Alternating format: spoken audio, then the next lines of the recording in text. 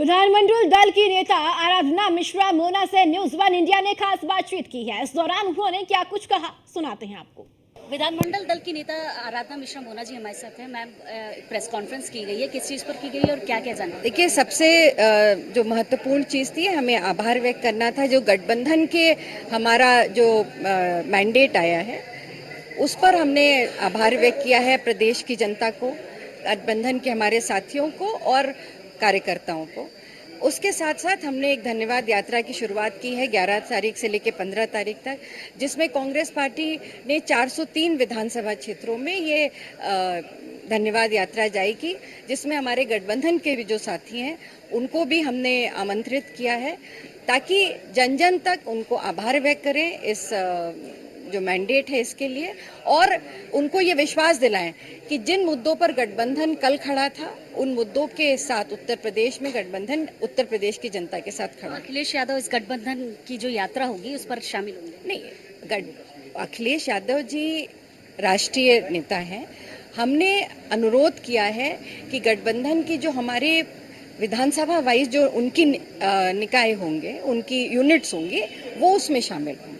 राम मंदिर प्राण प्रतिष्ठा की बात फिर से आप लोगों ने शुरू कर दी कि द्रौपदी मुर्मू को क्यों नहीं बुलाया गया उसमें? बिल्कुल, ये जब आप ये सवाल उठाएंगे कि ट्राइबल्स के रिस्पेक्ट पे सवाल उठाएंगे, तो ये ज़रूर पूछा जाएगा कि जो द्रौपदी मुर्मू जी जो हमारी राष्ट्रपति हैं, उनको क्यों नहीं बुलाया गया था मंदिर के अनावरण समारोह में?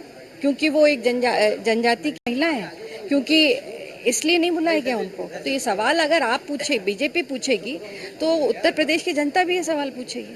जम्मू में हुई घटना को लेकर अब आप लोग बयान दे रहे हैं, उस पर क्या कहेंगे? बयान हमने नहीं दिया। बयान भाजपा ने इस एक डिबेट शुरू करी कि वहाँ पे जैसे ही सरकार बनी इस तरह की आतंकवादी घटनाएं हो गई। अगर ये सवाल पूछा जाएगा, अगर ये बात उठेगी, तो ये भी पूछा जाएगा कि जिस दिन ये घटना हुई, सबको मालूम है कि कश्मीर हमारा बहुत संवेदनशील इलाका है, तो वहाँ के जो लेफ्टिनेंट गवर्नर थे, वो प्रधानमंत्री की कॉन्स्टिट्यूंसी में या गाजीपुर में, जो उनका पैतृक जिला है, वहाँ क्या कर रहे थे? क्या उनको ये नहीं मालूम था कि वहाँ पे क्या संवेदनशीलता? और अगर उनको नहीं मालूम है कि वहाँ आतंकवादी गतिविधियाँ वहाँ पे हो रही हैं या हो सकती हैं, तो ये तो आईबी का और इंटेलिजेंस का बड़ा फेल्योर है।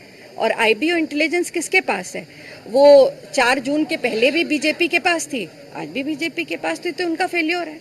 बहुत बहुत धन्यवाद आपका। तो ये थी आराधना मिश्रा मोना, जिनका साफ तौर पे कहना था कि जम्मू में हुई घटना को लेकर जिम्मेदार बीजेपी है। कैमरामैन वीरेन के साथ मैं वर्षा शाही, न्यूज़ वन इंडिया, लखनऊ।